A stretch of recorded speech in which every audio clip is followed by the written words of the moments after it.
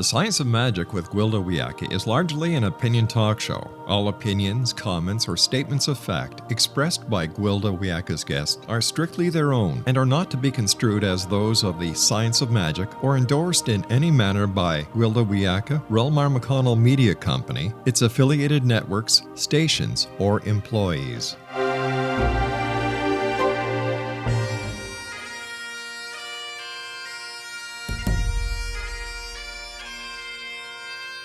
Welcome to the Science of Magic with Gwilda Wiyaka, a program dedicated to uncovering the unified nature of reality and humanity's ever-evolving place as truly galactic beings. For more information on the Science of Magic with Gwilda Wiyaka, visit us online at www.thescienceofmagic.net.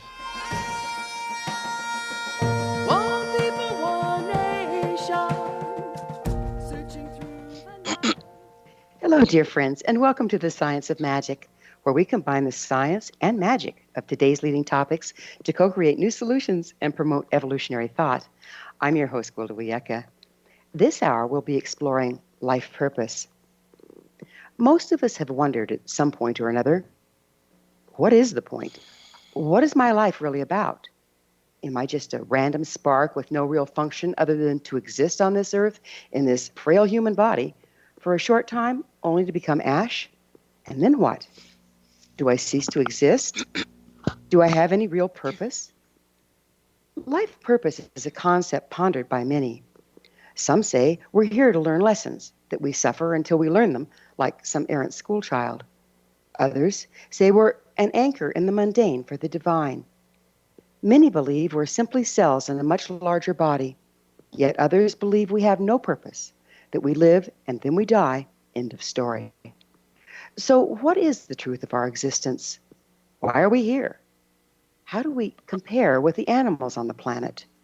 What is the point?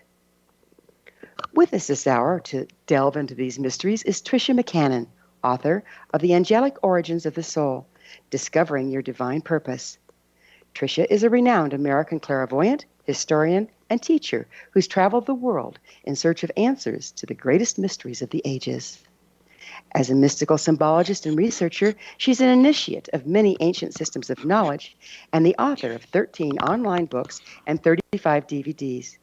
Tricia is the founder of the Phoenix Fire Lodge Mystery School in Atlanta, a reverend in the International Assembly of Spiritual Healers, and a bishop in the Madonna Ministries. Her website, TriciaMcCannonSpeaks.com. Tricia, thanks for joining us on the Science of Magic. Oh, Gwilda, thank you so much for having me. And, happy winter 2018 to everyone out there that's listening. It's a wild winter. It is a wild winter. Exactly. So, yeah. Tricia, what's your educational background? Well, I grew up here in Atlanta. I came out of the Judeo-Christian tradition. My dad was Baptist, my mom was Methodist, and we became Episcopalian about the time I was about 10 years old, and I was confirmed in the Episcopal Church when I was 13. But as you may know from reading my book, I'm a clairvoyant, and I've had the gift of sight and hearing since I was a child. So I had these profound angelic beings that began to come and teach me when I was about 8 years old. And I think, like a lot of people, I have asked these deep questions that you were posing earlier about who are we, where do we come from, where do we go, what happens when we die, how is the universe ordered, how is this connected to a higher power, and so forth. And I continued to ask these questions growing up. I went to Florida State University and graduated from there, and wound up coming back to Atlanta and opening my photography business, which I had for many years, where I was shooting for Macy's and Calvin Klein and Coca-Cola and AT&T, and that was my Clark Kent world for over 25 years. But I'm to understand that you don't have any formal education in religious history or anything like that. Well, I seem to have been fascinated by the subject and this is why I've written a book on the lost years of Jesus with 1,200 footnotes on the rise of the divine feminine and how we've fallen out of balance underneath the arm of the patriarchy with over 500 footnotes. The book that I've just written, The Angelic Origins of the Soul, as you notice, has about 100 pages of appendixes and footnotes and back matter in the back of that. And I So honor you, all the great traditions. so you do a lot of research in your writing. I am a very intensive researcher, and I believe in really honoring the esoteric traditions and all the great world religions. The exoteric ones many times are very filled with dogma and misunderstanding and political and power plays that have happened and misunderstandings through the centuries. But the esoteric arm of all these great traditions are very beautiful, and they all have wisdom in them that can lead us back to our connection with Source. So, Tricia, what's the meaning of life? Oh, just kidding. Let's start out with something smaller by defining what exactly is the soul. That's so funny. Well, I think a lot of people have different ideas about it, but generally speaking, as I chronicle in the first of 4 sections in this book, where I go around and honor what all the different world traditions have said, the soul is that eternal part of us that is beyond time and space. It is, let us say, a spark in the body of God, or it's been called a drop of water from the great cosmic ocean of love and mercy, or a single flame from the, let's say, great central sun. So we have the spark of the divine within us, but clearly our bodies are mortal and our personalities are, flawed, as we can all see. But the soul that resides within us, that allows us to have life and continuance between lifetimes, that soul is immortal, and it comes, of course, from Great Spirit or the Creator. So, is a person's soul housed entirely in the physical body while they're alive, or is it more expansive than that? Well, the esoteric teachings actually tell us that the greater part of who we are continues to reside in the higher realms, even when we're taking lifetimes in the physical world or the astral world or the mental worlds, any of the different dimensional planes.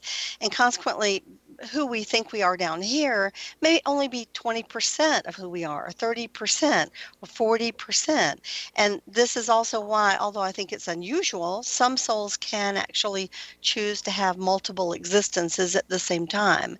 For example, you might have a life on this planet, but you might also be running an experience, let's say, on a spaceship up there, or I've even because I'm a hypnotherapist and a regressionist and have been for over 20 years, I actually have encountered people who are having 2 physical lives on this planet, and I think that's very unusual. I don't think that's the normal thing. So, A two normal physical lives on this planet at the rather same than at the same at the time. same time. Okay. What Yes. happens if they run into each other?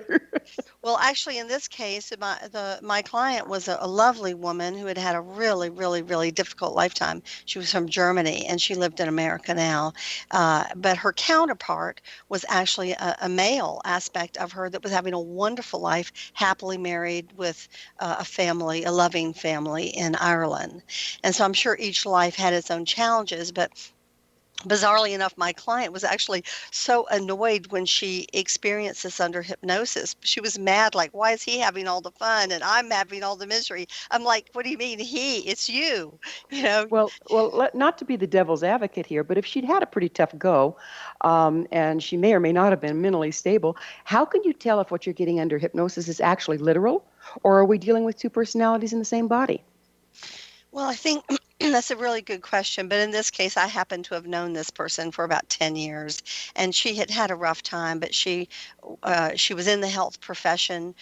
She was actually a nurse and the doctor in the hospitals, and she was very stable and very sound and, totally in her right mind. She wasn't a case of multiple personality. Okay, so that being the case, again, how can we tell if what we're dealing with is actually literal rather than energetic or metaphorical when we're dealing with multiple lives on the same planet or out in space or whatever? Well, I think at a certain level, we can argue that it doesn't matter. Basically, as we all know, we have a higher consciousness self and we have a subconscious and we have a conscious mind. The conscious mind is our beta brain, which is very limited. It has a limited amount of access to, let us say, cosmic knowledge. We're all convinced that we are this body, we are who we are.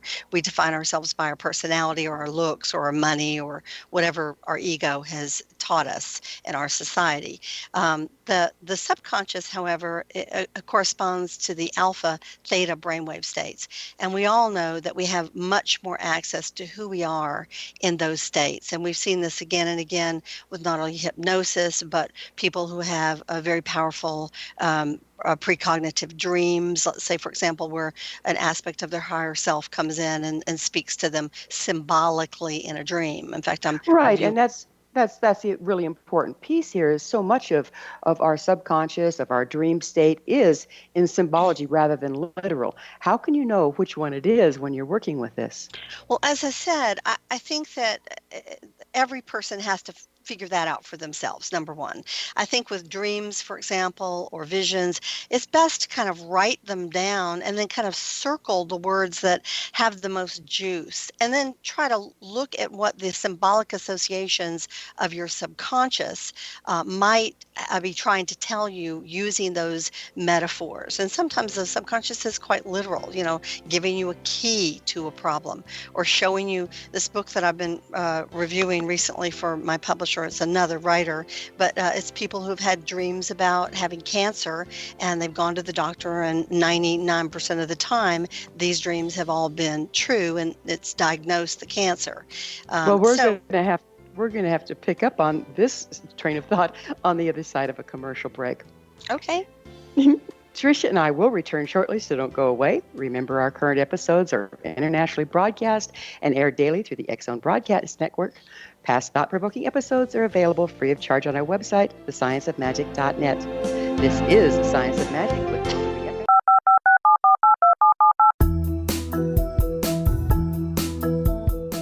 Did you know that when you're on the road with limited data or Wi-Fi, you can still listen to the X-Zone radio show with Rob McConnell, The Science of Magic with Gwilda Wiyaka, X-1, Dimension X, Space Patrol, and every minute of the X-Zone broadcast network by calling 213-401-0080, courtesy of Audio Now.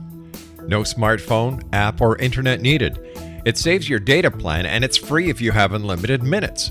Call 213-401-0080 to listen on any phone, anytime, anywhere. Remember 213-401-0080 for the best of the paranormal, parapsychology, and sci-fi radio programming anywhere, 24/7, 365. Gwilda Wiyaka's latest book, The Science of Magic, Book of Mysteries, Volume 1, is the first book in a series based on her writings that open every episode of the Science of Magic radio show. Drawing on the subject matter of each guest, and armed with over 40 years' experience in shamanism, 35 years in alternative health, and degrees in psychology and religious studies, Gwilda introduces relevant and leading-edge information that supports spiritual evolution and personal empowerment. Rich with wisdom and inspirational quotes packaged in digestible segments, this is a book that will pull you from cover to cover. It will also serve as a daily inspirational reading for years to come. The Science of Magic Book of Mysteries, Volume 1 is available at our website, tsompublications.com, amazon.com, and wherever fine books are sold. Back in Victorian England, a famous theologian posed a perplexing riddle. Why are the two top personalities in the Bible tagged with the numbers 7 and 11? Academics agree the answer is found in the stunning discovery of a hitherto secret Bible structure explained in a new book called The Genesis Grid. The discovery is so simple that preschool children could illustrate it. Certain claims are hugely controversial and may offend some, but at the X-Zone, we've studied this awesome new book and agree with one expert, and I quote, "These discoveries appear to be beyond coincidence." So who or what hid this wonderful pattern in the Bible, and what might they do next? Find out more, Exo Nation, and read reviews on www.genesisgrid.co.uk. That's www.genesisgrid.co.uk.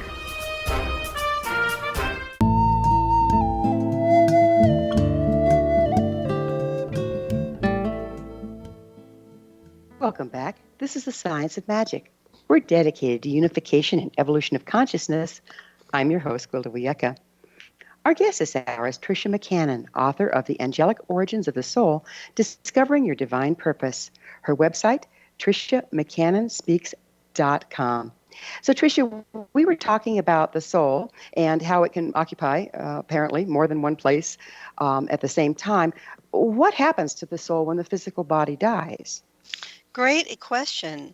Well, one of the things that I share about in my book, The Angelic Origins of the Soul, the second section of these 4 sections of the book is called The Landscapes of Heaven. And this is a subject I have always been fascinated by, and I think most people have, about what's on the other side. And of course, as a clairvoyant who's read for over 6,000 people around the world, many times I actually have been able to track people who have died over to the other side, see where they're living, see what's happening to them. But in my book, I chronicle the 17 stages of the near-death experience or the death experience. If you don't come back, of course, we don't know what happened to you. But if you died and went to the other side and then you return to Earth, there are millions of people around the world now with the current medical science where people are being brought back from these brink experiences where they report, having this swirling energy like a tunnel appear, like a stargate. They're drawn through this tunnel, and at the end of the tunnel is this magnificent being of light. There seems to be kind of celestial music and sort of a misty landscape, and they find themselves facing this incredibly benevolent, loving, unconditionally loving presence, which many people think, well, maybe it's Jesus or Mary or Buddha or, the Yamadutas, the death angels in the Hindu tradition. But actually, the Tibetan Book of the Dead tells us that this is actually our higher self. This is actually our angelic twin, is what the Gnostic Christians taught, and that's what they called it, that resides in these higher realms. And of course, the first thing So wait a minute. You're telling me that there is no heaven, that it's just a piece of us? No, I'm not saying that at all. No, I'm not saying there's no heaven. In fact, there are many, many levels of heaven. There are many different dimensional levels of heaven. But the being that first meets us is this profoundly beautiful, unconditionally loving being. And the first thing that this being says is, let's take a look at your life review. And so time and again, these near-death experiencers report how suddenly this holographic movie opens up. It's like they're reliving all these scenes from their lives, many that they had forgotten. And of course, they're seeing where they did well, where they were kind, benevolent, wise, helpful. And they were also seeing where they could have done better, or they were selfish perhaps, or a bully, or brutal, or, self-centered. So is this associated with like going through the bardo, where you have to go through the lower frequencies and the places that you've fragmented out from yourself before you can gain enough frequency to cross over? Are we looking at purgatory or the bargo when you start going through your life history? No, this is not purgatory. Purgatory would be something different, but this is actually the life review to see sort of like, how did we do? In each life, let's imagine that in our great book of life, every lifetime we live is a chapter. So at the end of every chapter, every life, we review and see, how did we do? Did we meet the goals that we had set for ourselves? Did we achieve the things that we had wanted to achieve? Did we grow spiritually in our heart, in wisdom and kindness and love? Did we move forward in our mastery, our path of mastery? And then, of course, if you get sent back, the people who get sent back it's not your time. Okay, glad you got the life review, but go back. You've still got, children to raise or people to help or a job to do. And so isn't that a choice? Aren't we given a choice at some point whether we want to go back or not, or does it vary from person to person? Well, we are given a choice, but when I died, and I died in 2003, I had been in the hospital with a very intense fallopian tube infection, and it was supposed to be a 2.5-hour surgery, and it was a 4-hour surgery, and I died on the operating table. And I had a very profound experience myself. I don't remember going through the tunnel. I don't remember meeting that being of light, as probably 80% of all near-death experiencers do. I found myself sort of immediately transported in front of this council of my light council. And everyone has a light council, whether we have spirit guides that are our supporters and protectors. There might be one or two or three, but this light council is at an even higher level. And there may be 5 or 8 or 10 or 12 people on your council, depending on who you are. And they So know all your history. are these people that have been people, or are they simply spirits that have not been incarnate? What are they exactly? They are beings who have been incarnate many millennia ago. They have achieved spiritual mastery, and now they are in spiritual service to those of us who are brave enough, strong enough, or crazy enough to volunteer to come down into the third dimension and take on the mantle of gaining our own mastery. So they have great compassion and great love, and they're very encouraging. This is, when you hear about, I go to heaven and, you go before the judge to be judged. This is not like they're judging you in a harsh way. They can see our strengths and our weaknesses. They know what we have to work on, and they give us great encouragement and love and honor for the progress that we make.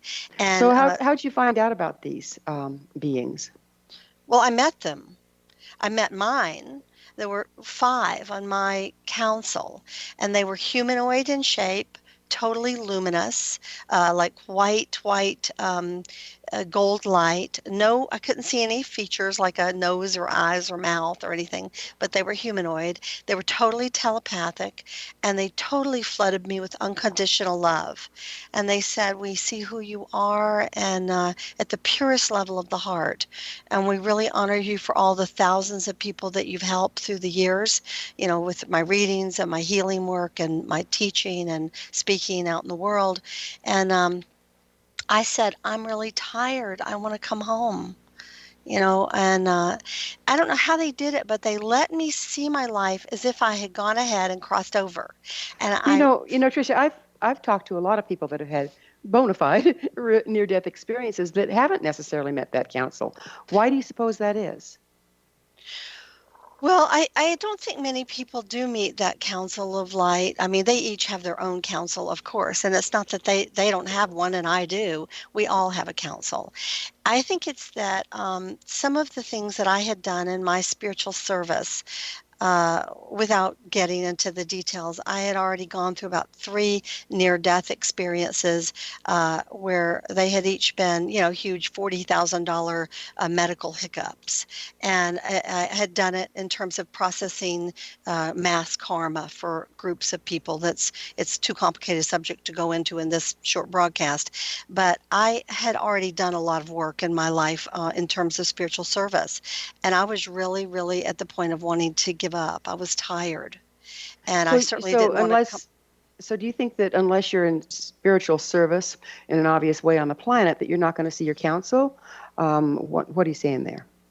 Well, I can only speak for myself. I think everybody is unique, and your counsel knows exactly where you are. For some, it's enough to encounter your beautiful, divine, angelic higher self, and that's all they need. It's perfect. For others, like Daniel Brinkley, he was actually taken into this crystal city of light and had this whole huge group of masters appear to him that gave him prophecies, and it totally turned his life around. I think every single person is unique, and it's not like I'm any more fabulous, wonderful, special, and profoundly enlightened than you might be. But what happens for you would be perfect for you, or for Rob, our producer. And this was perfect for me because there are a lot of realizations I had during that encounter. For example, I realized that what matters is not how big a car you have or how big a house or how much money. Not that we don't think we know that, but I got it at a whole nother level. What they care about is the quality of your heart. Purity is supreme. That is the gold, Gold, of heaven, the purity of your heart and your service, and Well, then your let's talk about honesty. people. Let's talk about people that seem to come, like Hitler or whoever, to raise hell, if you will, that to cause a lot of problems. They bring their own lessons. Is there a hell for them? What happens to them when they cross? Yes, I talk about this in the book, and in this Landscapes of Heaven section, the Tibetan Book of the Dead gives us a very interesting, let us say, framework. They believe that there are 7 lokas or 7 dimensions. Well, of course, that's the classic thing we hear in almost all the esoteric literature around the world, 7. Now, there may be additional 7 sub-levels of every one of those 7, so there can be hundreds of dimensions, really. In science, we think that they're 9, or we think that they're 10, and so forth. So there's, conversations. Some people say 12, and then there's 12 suboctaves of those. But let's just work with this particular framework. The Tibetan Book of the Dead believes that there is this central place of oneness and wholeness that you and I would describe as heaven, and then it moves up in probably other spheres. But that within the realms of, let us say, reincarnation, that there are certain spheres where the soul can go. They're the realm of the humans, that's us, the realm of the gods that live much longer lifetimes, the realm of the demigods, the realm of the hungry ghost. In other words, people who are trapped between the worlds and they really need to get out. Well, we're going to have to pick up on the hungry ghosts and the trapped spirits and the demigods on the other side of a break. Tricia and I will return to our discussion on the other side of this break, so you stay right there. Don't miss all the wonderful things we have to offer on our website, your resource for creative solutions in a changing world, thescienceofmagic.net. This is The Science of Magic with yours truly, Gwilda Wiyaka, on the X-Zone Broadcast Network, www.xzbn.net.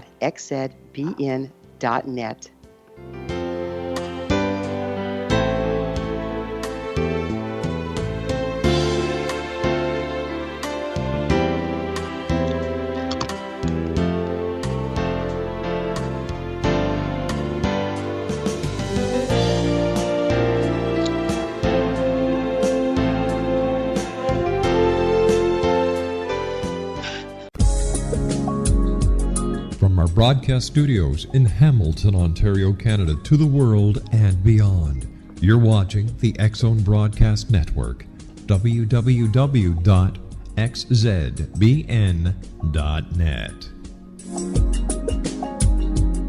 AVS Media Den.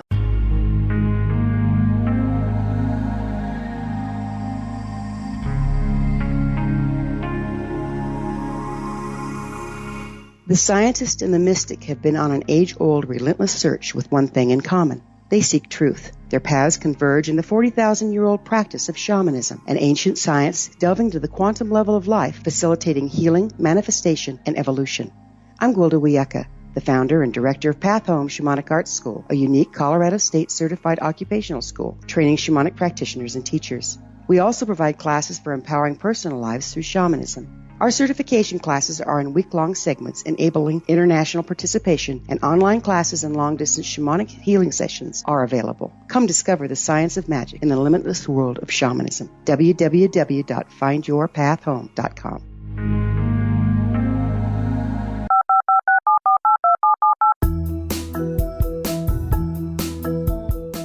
Did you know that when you're on the road with limited data or Wi-Fi, you can still listen to the X-Zone Radio Show with Rob McConnell, The Science of Magic with Gwilda Wiyaka, X-1, Dimension X, Space Patrol, and every minute of the X-Zone Broadcast Network by calling 213-401-0080, courtesy of Audio Now. No smartphone, app, or internet needed. It saves your data plan and it's free if you have unlimited minutes.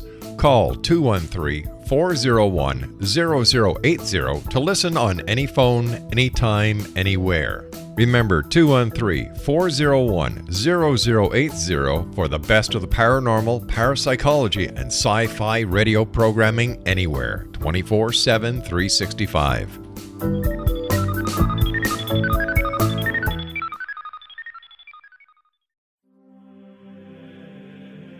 Rob McConnell here, presenting an overview for Nicholas Paul Jennings, author of a fascinating book, Amen. It presents facts revealed by Egyptologists, facts that enable us to understand why Amen is the beginning of creation of God. It provides recommendations for religious leaders of the major religions to unify their beliefs and teach the Word of God. Love one another. Amen informs people how mankind conceived God. It was the Egyptians that developed the concepts of a soul, a hereafter, and Son of God. And finally, after the worship of many gods, they conceived the belief in one universal God, the maker of all there is. For more information, visit www.futureofgodamen.com. That's www.futureofgodamen.com.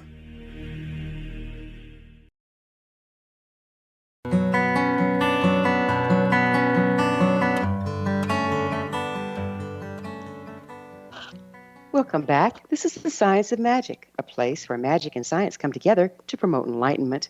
If you enjoy all the wonderful topics on our program, visit my blog, where the adventure continues, at our website, thescienceofmagic.net. I am your host, Gwilda Wiyaka, and we're speaking with Tricia McCannon, author of many books, including her latest, The Angelic Origins of the Soul, Discovering Your Divine Purpose. Her website is triciamccannonspeaks.com. Tricia, we were talking about all sorts of different demigods and et cetera, et cetera, et cetera. What do we, when we start to cross, okay, how many of these do we run into? And how do we know that they're out there? You know, where's this information coming from? Well, again, I was sharing with you and our listeners some of the information from the Tibetan Book of the Dead. And of course, there is information that we can look at in the Theosophical Society and the esoteric teachings of the Jewish and the Christian and so forth. You know, the Christian thing sort of dumbed it down to saying that there were three choices, three heavens. This is what St. Paul tells us, you know, three levels to heaven. Well, it's interesting because in the theosophical expressions, for example, they talk about in the astral plane, which is one of those seven planes, there's seven sublevels, okay? So I actually chronicle them and do diagrams of them in this new book, The Angelic Origins of the Soul. So sort of the top three levels are what we think of as heaven. So the bottom of those top three levels would be all the religious heavens. In other words, all the different versions of reality that religions have come up with throughout the centuries do exist at that level. So if the way that you can come to God is through Christianity or Buddhism or the happy hunting grounds or whatever it is, all of those things do exist because the divine supports us wherever we are in our understanding of the light until we get to a place where we can expand that version to an even higher level. And then there are what are called the artistic heavens. In other words, heavens where we can create and we access more of our creativity. And then there are the theosophical or philosophical heavens. So those are in the top of the seven tiers within the astral plane. But you asked earlier about hell, and I just wanted to address that if you still want to know the answer to it. Well, I think we'd all kind of like to know about hell. Well, the Jews call it Sheol, and it's described. Some of the other traditions called it Avitsi, and it's described as a place where these incredible restoration masters are actually working with souls like Hitler that you brought up earlier. You know, in other words, souls that have gone so far into the dark, into selfishness and into misuse of their power that it's very hard for them to remember their light, or for them to return to earth would actually be a big problem karmically for everybody. And so at this level, of course, the restoration masters, which when you think of the level of unconditional love and patience a being would have to be a restoration master, they're actually working with these souls to try to help them. And many times they have to weave more light into their field because their field has become so damaged and so polluted and so distorted and twisted. And of course, Tricia, all these concepts sound pretty darn polarized to me. And yet spirit is supposed to be one of unity. So we're talking good, bad, right, wrong, light, dark. Where does the unity come in with this concept? Well, I would certainly say that the unity is right there with those restoration masters. Rather than throwing somebody away to eternal hell for ever and ever, which is kind of what we've been taught in our, as you say, polarized Judeo-Christian religions, at least the exoteric, the outer dogma, that's not what's happening here. In other words, all souls are eternal.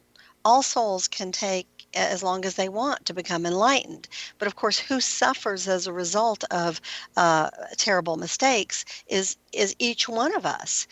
In other words, what we sow is what we reap. And karma is the law of cause and effect. So when you do good, good comes back to you. When you do bad, eventually bad will come back to you. It may take a long time for you to see it, But you know. if we're all eternal sparks of the divine, why do we have to evolve? What is evolution exactly? Well, what do you think it is? I'm asking you. Well, to me, evolution is going from a place of, as I talk about, this is in the section 3 of my book, actually. It's so interesting. I love how you're kind of asking these questions in a certain way that allows me to share this. We begin with oneness. Everything is, let us say, as the masters call it, the ocean of love and mercy. We all come from that place, the plentium. And one of the concepts in esoteric Christianity is called I think it's called kiosis, and it has to do with the outpouring of the divine where the one becomes the many. And of course, we are part of the many. There's billions of us just on this planet alone, and we're just talking about humans, let alone animals and insects and birds and so forth, and let alone all the other planets and the other suns and the other kinds of beings that are doubtlessly out there in the universe. So the one steps itself down and becomes, let us say, the two, the divine father and mother, then becomes the three, the doorway through which it's all created. I talk about all this in the book. Then the 4 and the 5, which would be the divine father, daughter, and son that we hear about in some traditions. And then eventually, we get the angels, and then we come down eventually to the gods, the demigods, the humans, the animals, the plants, the soil. So in other words, the spark of the divine is in everything. And that is that concept of unity you were talking about. But they say it sleeps in the stones, it feels in the plants, it thinks in the animals, and it has a chance to awaken to its own divine nature in humans. It's a transducer of sorts. Pardon me? It's a transducer of sorts, like an electric transducer. Will change the voltage of something so that it can be expressed through a CD player rather than through the outlet in the wall. Okay, so this is a stepping down so that it can be incarnate. That's a great analogy, a stepping down, and they call it the great chain of being. That's what it's referred to in the inner teachings of the masters, that there is a great chain of being. So, eventually the idea, of course, is that the if you think about it, the plants eat the soil. That's what they thrive on, as well as water and sunlight, of course. The animals eat the plants. We eat the plants and the animals. We can say who eats us. That's a good question. Maybe nobody eats us, but we have certainly, let us say, forces that are vying for our attention. The force of goodness and the force that takes us away from that awakening. So let's change gears a little bit here. How about all the proportioned disincarnate spirits haunting our reality? Are they real? Are you talking about ghosts? Is that what you're thinking? Mm-hmm.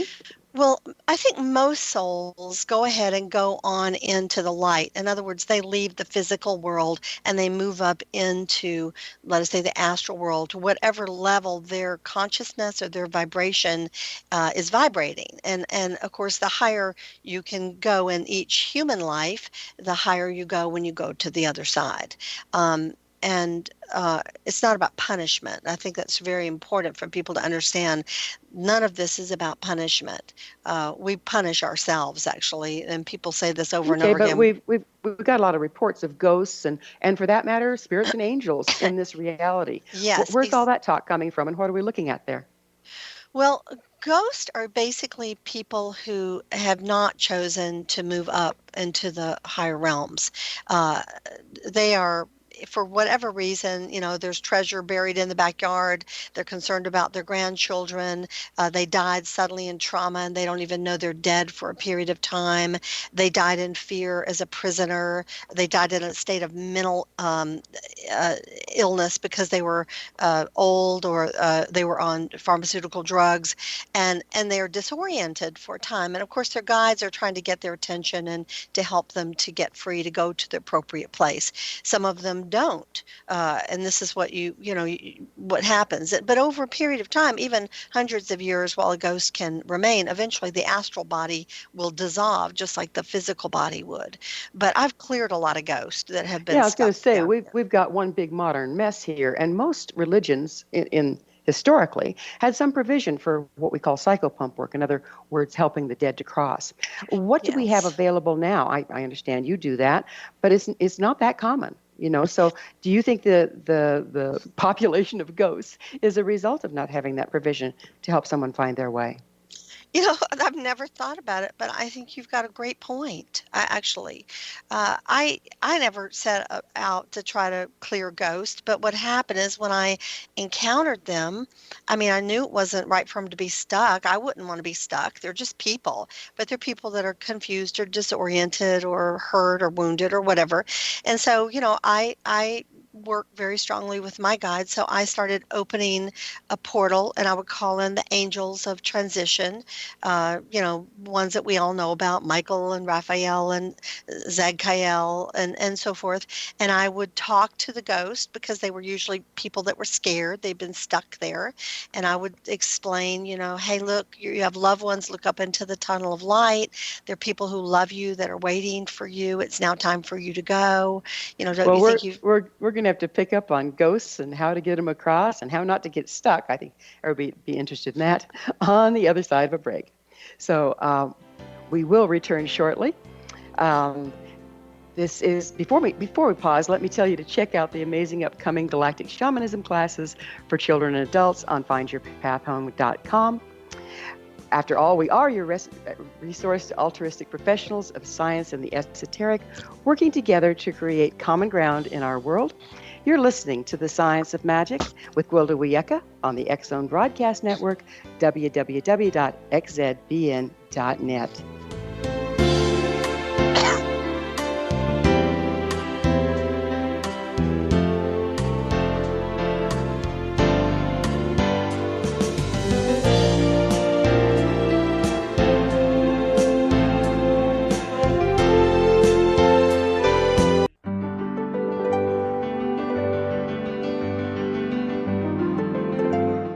Named one of the world's greatest psychics, Elizabeth Joyce is now giving readings worldwide via Skype.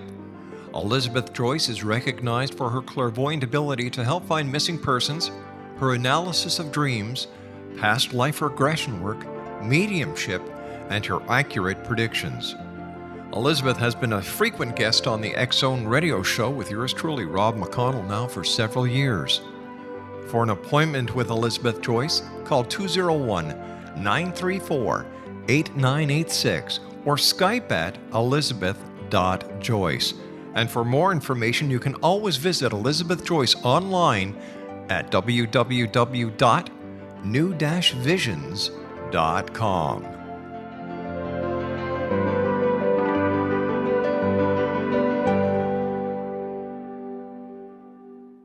The new nonfiction book, Razor of Madness, is similar to cult movies like Clockwork Orange, Dragon's Tattoo, or The Other Side of Hell. Wayne Morin Jr. and Thomas Lee Howe will expose widespread and systematic deficiencies in this thought-provoking tell-all novel. Mind control rages among scholars in law schools. Human rights are ignored while thought reform and mental manipulation are accepted practices used as behavior modification. Dr. Louis Jolyon West comes to mind. Media and public scrutiny shows that United States mental hospitals are in fact destructive murder industries. Razor of Madness expose novel details this epidemic through an in-depth professional and personal investigation. For decades, there has been a revolving door policy that still releases killers and pedophiles back into society. The maestro of mind control continues to haunt America to this very day. Razor of Madness is available in paperback or as a downloadable ebook at Amazon.com. I'm William S. Peckham. If you enjoy a good mystery with a touch of the paranormal, then you'll love my novel, From Out of the Woodwork. It's the story of a young Toronto contractor, Sean Kennedy, who buys derelict homes, guts them, and turns them into multifamily dwellings. Slums just waiting to happen. When Sean buys 29 Livery Lane, the house fights back. Former owners unexpectedly come out of the woodwork as he starts the destruction.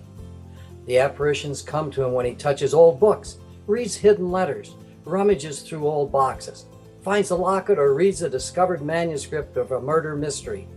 From Out of the Woodwork will take you from 1899 to the horror of the World Trade Center, September 11, 2001. Check out From Out of the Woodwork on my website, www.williamspeckham.com.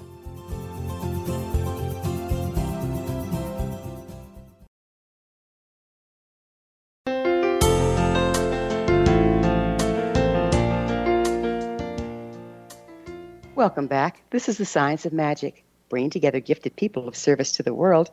I'm your host, Gwilda Wiyaka. What's up in your world? I always love to hear from my listeners. Email me at info@thescienceofmagic.net and suggest a topic or a guest that's on your mind. I'm sure we'll all enjoy them. Our guest this hour is Tricia McCannon, author of The Angelic Origins of the Soul, Discovering Your Divine Purpose. Her website is TriciaMcCannonSpeaks.com. Tricia, we were talking about helping the dead to cross and all this fun stuff and how people get stuck here. I would assume that's kind of a lower frequency where they get stuck at. And the whole point is teaching them how to raise their frequency enough to walk out. And that can be accomplished by a heart connection with somebody on the other side. Is that correct? I think that's really well said, actually. I've never thought of it like that, but I think love definitely is the answer. And a lot of what holds us here is fear. Fear of unfinished business, or fear of what happened to us, or fear of violence, or fear of what's going to happen to our grandchildren if we pass from this world. And so love is absolutely the bridge that helps us to cross over. So yes, let me just say, I actually talk about some of these processes in my book, The Angelic Origins of the Soul, if people are interested. But it's really important to know that once you open that portal and you send them through, you really want to be sure to close the portal. When I first started doing this, I did not know enough to close the portal. And every single day I was working in England, in the beginning I had 3 or 4 ghosts. The next day I had 100 ghosts. The next day I had 1,000 ghosts. And, it's like, what's happening here? And I realized I'd sent this huge beacon of light up, and every ghost from, hundreds of miles around had seen it and come over to find out what it was. And so it's very important, that you actually do it in a particular way. And I describe that, of course, in the book. So, right. So if our souls are outside and inside of our bodies, is it possible that some of the disembodied spirits actually come from the living? Well, I've certainly never thought of that, but I would say this, that soul is very deliberate. This higher self doesn't incarnate randomly. We incarnate for very specific reasons. And when we end a lifetime, the higher self has remained, of course, up in the higher realms all along. And that higher self could be connected with, let us say, the delta brainwave state of consciousness that we need to connect with on a nightly basis to feel really restored and rested. But the souls that are still trapped down here, in Egyptian teachings, they talked about 9 subtle energy bodies. So there are certain bodies that are connected with the physical body that once we don't have the physical body anymore, we don't need them, like the physical etheric sheath that extends about 1 inch from the body. When we physically die, we don't need that anymore. But so where does the energy from it go? Energy is not created, nor is it destroyed. So where does it go? Well, there are certain things that dissipate, just like the molecules of our physical body eventually disintegrate into, the soil. So the subtle energy bodies, some of those can disintegrate. And they, in time, like the astral body, has a lifespan of several hundred years. So even if a ghost doesn't, get with the program of moving up into the higher realms, eventually, after a few hundred years, that astral body will dissolve. between every lifetime, we go up and we reconnect with that higher self. And eventually, the astral body that we had in that lifetime, or the mental body, eventually will begin, and each one of them has a successively longer lifespan, eventually begin to dissolve. But when we reincarnate, we pick a new physical body, we pick a new mental body, a new astral body. But the seeds of what we've already created and learned, our interests, our proclivities still remain with us, so that there is continuity between lifetimes, even though the personality will reform each time based on its environment, its genetics, its experiences, its choices. But still, this is why some of us may be attracted to Japanese furniture or Chinese food or So, French wall so, murals or paintings. so if the soul is so expansive, like we were talking about, and as you go up to the higher levels, there's less and less differentiation. Are there combinations of souls comprising the individual, different combinations each reincarnation? You got to ask that question a different way. I'm not sure I understood it. Okay, so we're talking about how expansive the soul is, and how when we cross over, we go to our higher and higher levels. And eventually, there's unity. So when we come back in to reincarnate, are there different combinations of souls comprising the individual each reincarnation?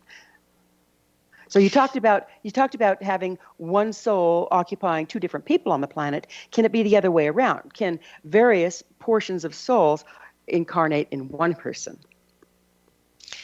No, I think it's pretty much one person to a soul, however, or one soul to a person. However, there is, like, let's say, channeling. What's channeling, or what are walk-ins? I mean, those are different conversations I don't address in this book, but channeling could certainly be, let us say, getting an aspect of yourself from the higher levels, or your guides, or a master teacher on the phone line, and being the phone receiving instrument for, or message instrument for that self. So while that So soul might not be residing in that body permanently, it might come in and communicate, or temporarily inhabit or activate that portion. And we see this with people like Ramtho or Lazarus, or where it appears that either their higher self or another spirit guide, another more evolved being, is temporarily inhabiting that body. That could that being happen.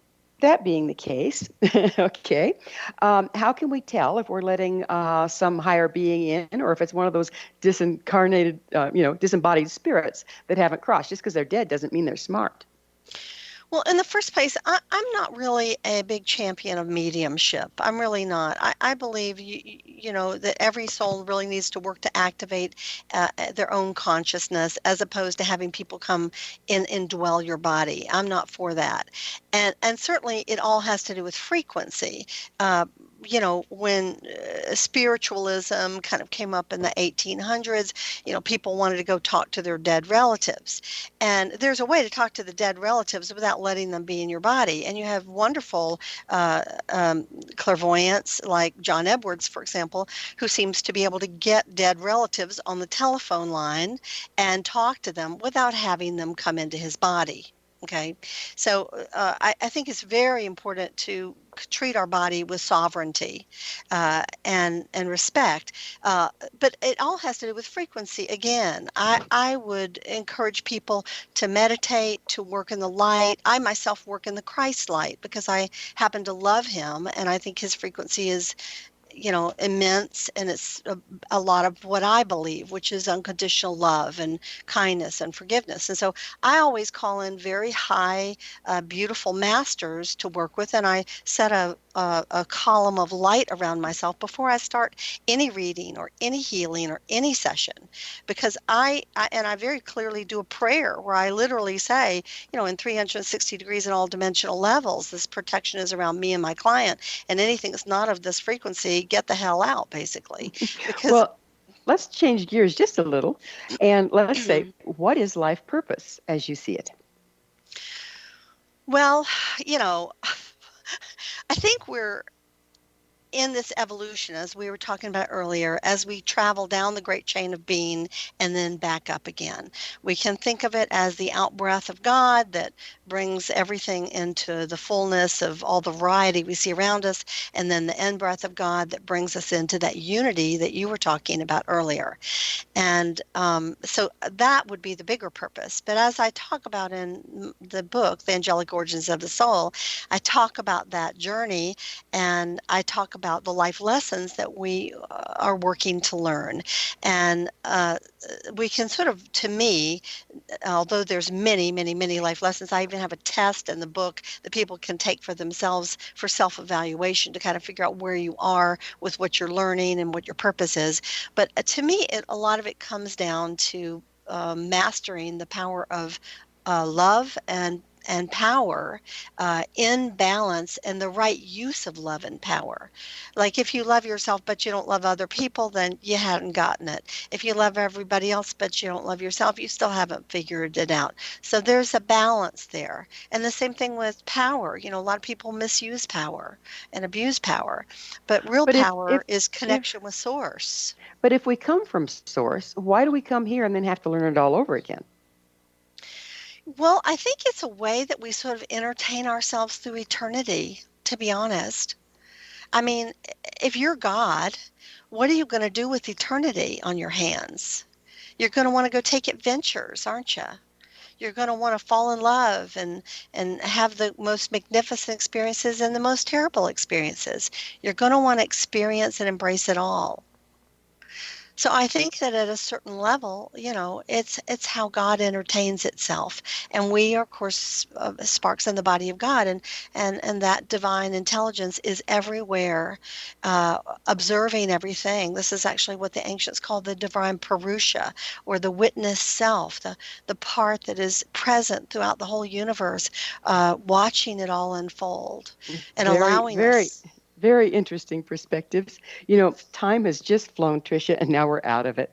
But thank you so much for coming on the show. Oh, thank you for having me. And you ask great questions, very deep, insightful questions, my dear. It's been such a pleasure. A real pleasure.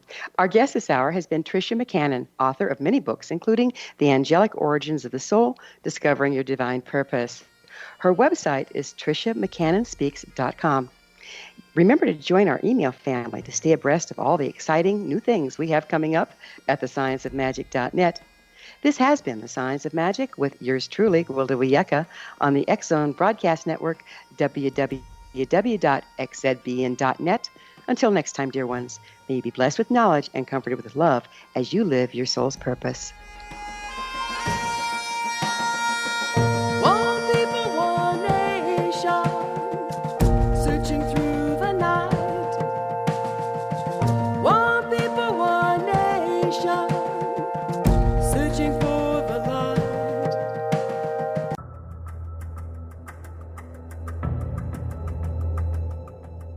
Modern Esoteric, Beyond Our Senses by Brad Olson, consummates the lifeology story about where humanity originates.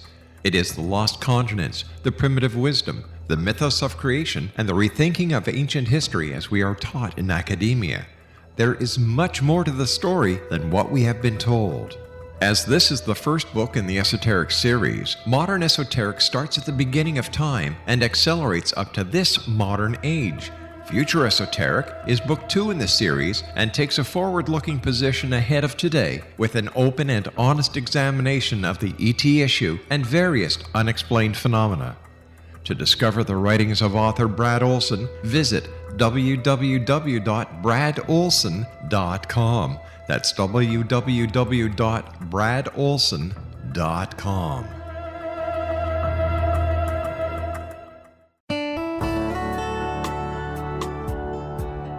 Are you or is someone you know struggling with addictions, depression, anxiety, relationships, low self-esteem, lack of confidence, grief, success, and prosperity? Do you know that your subconscious belief plays a big role in the outcome of your hard work? We can help you permanently change the beliefs that may be the reason for your struggles and failures. We care about getting you the return on your investment and the results you are looking for. We can help you be free of the limitations of your past and in realizing your highest potential. We work with people by phone and Skype. For more information, visit us at www.ritasoman.com. That's www.ritasoman.com.